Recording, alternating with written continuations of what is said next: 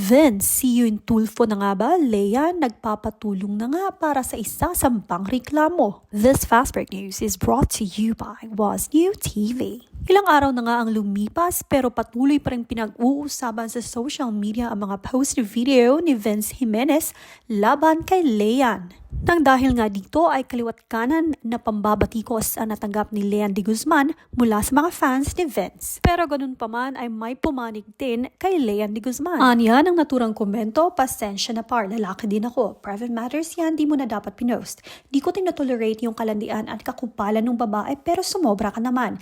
Maintindihan ko pa kung inutangan ka o nagpabili siya sa'yo ng iPhone 17. Kalalaki mong tao, nag-screenshot ka pa, pwede ka pang makasuhan yan. Kaya nga ba, chill na chill ngayon si Leian de Guzman sa isang post niya. Dahil naghahanda na nga ito sa ikakaso niya laban kay Vince. This fast break news is brought to you by Was New TV.